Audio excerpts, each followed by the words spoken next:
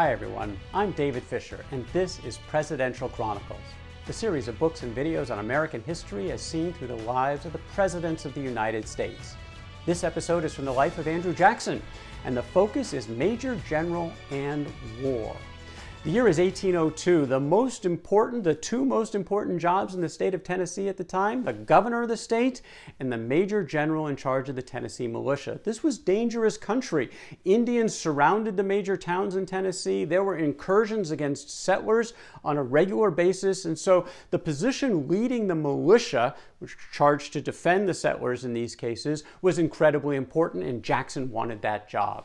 He was going up against the three-time governor, John Sevier, who had actually been term limited, so he had to leave his job as governor, and he wanted this other most important job, and they were rallying their supporters. It was going to be a close vote. Jackson had no military experience other than being the judge advocate general of the Tennessee Militia, but he never led men in battle or even fought in battle before, whereas Sevier had actually served as an officer in the Continental Army during the Revolutionary War. But both sides were popular, both sides had their camps, and it ended up a tie vote. The tiebreaker went to the new governor, Archibald Roane, and Roane chose Jackson. So he immediately rose to a level of prominence among the fellow Tennesseans. Most of the duty was focused on readiness, preparing for battle, and occasionally calling the militia into action to defend or respond to an Indian attack. These were the most significant activities that occurred, but it really kicked in a decade later when the War of 1812 began, and now things got serious for the Tennessee Militia. The Americans had declared war against the British, but the British had allies in North America and many of the Indian tribes on the frontier near the Mississippi from Canada down to Mexico. And this would be the primary enemy that Jackson was charged to go after. In fact, he was ordered to take his men down to New Orleans, where they were going to go after a band of Creek Indians. And Jackson said to the current governor of the time, Governor William Blount, "With such arms and supplies as I can obtain, I shall penetrate the Creek towns until the captive with her captors are delivered up, and think myself justifiable in laying waste their villages, burning their houses, killing their warriors, and leading into captivity their wives and children, until I do obtain a surrender of the captive and the captors." There was no mercy when it came to Andrew Jackson. He was ready for total war against this renegade Indian tribe as part of the War of 1812. Well, he brought his men down the Mississippi River. They found their launching point in Natchez, which was near New Orleans, and they waited for the orders to attack. And they waited some more. The orders were not coming. The man who had sent them there was the Secretary of War, John Armstrong, and sure enough, eventually he gave another order, but it wasn't to attack, it was to disband. Apparently, they weren't needed anymore, and they were going to be left on their own to pay for their way to get back home. And Jackson was outraged. He said at the time, "As between an open defiance of the orders of my superior, the Secretary of War, and my duty to the private soldier who put himself under me, I shall risk the consequences of being dishonored and losing my entire estate and much more. I shall take care of my men and carry them back home." Jackson was known as a phenomenal leader. He was a terrible subordinate. He was oftentimes throughout his life, as we will see in future episodes, ignoring orders from above in the chain of command and taking his own counsel and doing what he thought was right.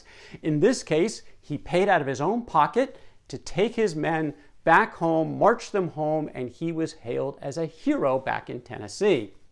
Well, he was now again sort of on a high cloud, waiting for the next round of opportunity to engage. So now it's August of 1813 when there is an attack at Fort Mims, which is in the present state of Alabama, where more than 500 Americans were killed, 80% of whom were women and children, and this was outrage throughout the entire region. The Tennessee Militia was called into action, ready for revenge, to take the fight against the Creeks. The Creeks were actually divided. There were the Red Sticks under William Weatherford, who were the enemy, but there were also friendly Creeks that fought alongside. Jackson, he got them together along with his Tennessee Militia, and he went after Weatherford's Red Sticks with vengeance in mind. There were battles at Talladega and Tallushatchee, and in the latter battle, something different happened. Not only did the Americans kill many Indians, but a number were left wounded on the field of battle, including an infant, a baby boy, whose family was either killed or just didn't come out to get him, but he was there stranded. And what did Jackson do? He decided to adopt the baby boy.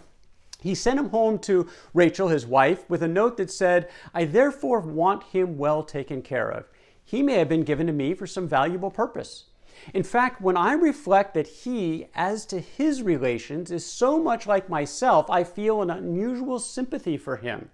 Jackson, of course, never knew his father, who had died before he was born. His mother died when he was a teenager, and he had this compassion for this young Indian boy that he and Rachel named Lincoya, and they raised as their own. Well, Jackson was still going, of course, in the War of 1812, looking for the Creeks, and a different kind of battle almost ensued within his own ranks.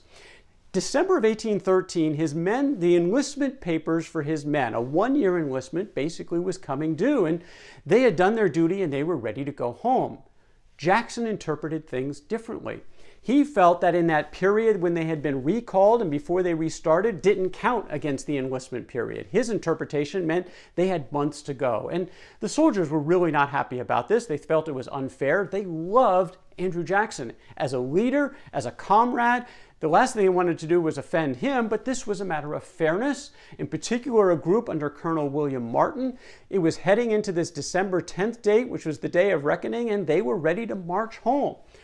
Jackson wasn't going to have it. He had asked headquarters for an official ruling on the enlistment issue, but in the meantime, he was going to hold his men there, or else if they left, it would be considered mutiny.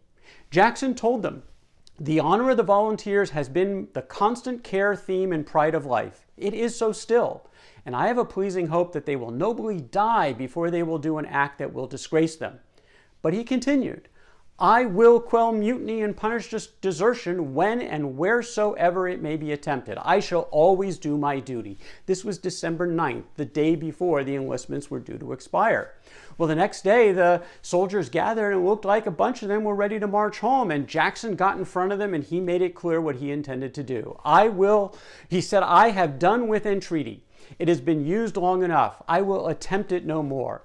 You must now determine whether you will go or peaceably remain. If you persist in your determination to move forcibly off, the point between us shall soon be decided." Jackson doesn't bluff. He got out there in front of his horse with his musket actually raised, but that wasn't all in front of the men who he was trying to block their path to the road. He had his own followers and soldiers right behind him, including artillery. He gave the order to the artillerymen to be prepared to fire, and he's standing in between that artillery and these potential deserters. They knew he wasn't bluffing.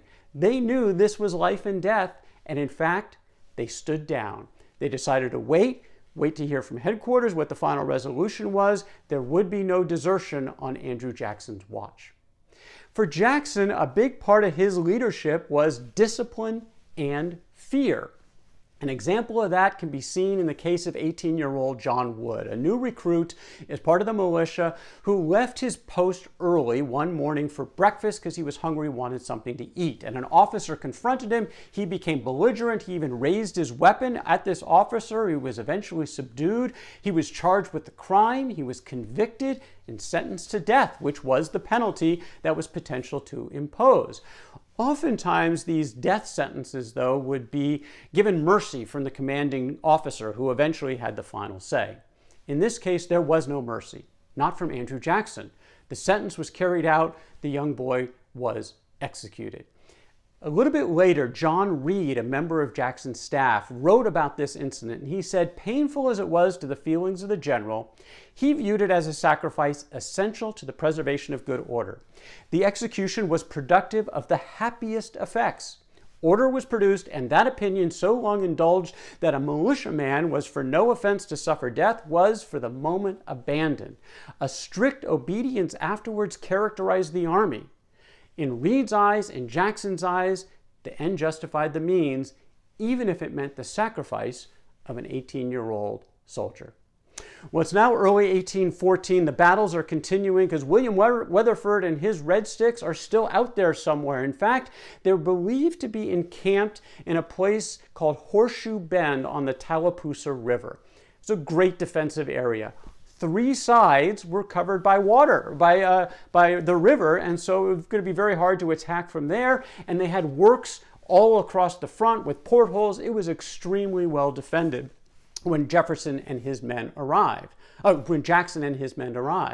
But this was Andrew Jackson. He didn't care. He was going to go take this enemy, and he was going to offer no mercy. He positioned a number of his soldiers on the other side of the river. If the Indians tried to escape, they were to be killed. And he told his men, don't even think about retreating. This is Andrew Jackson. We're going to take this enemy. He told his men that any officer or soldier who flies before the enemy without being compelled to do so by superior force and actual necessity shall suffer death.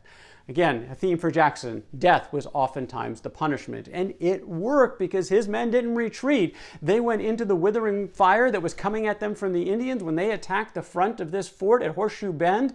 A number were killed immediately. A number more were killed in the hand-to-hand combat right at the gates. But sure enough, the American soldiers overtook that defensive mechanism. They opened the gates, and it was a killing field against the Indians. Some tried to hide within the camp. They were found, they were killed.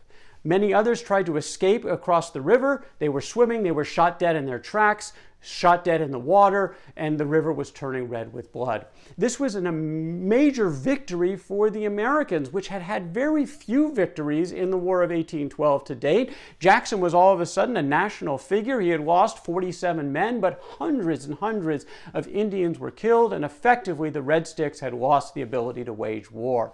It's a big moment for Andrew Jackson, obviously at the hands of the Red Sticks, who suffered his might and the gunshots from his soldiers. Well, he had a couple of things to do to clean up, but he would do so in a different role. Jackson's role was elevated from a major general in the Tennessee Militia to a major general in the American Regular Army after the victory at Horseshoe Bend. This was a big deal across the country.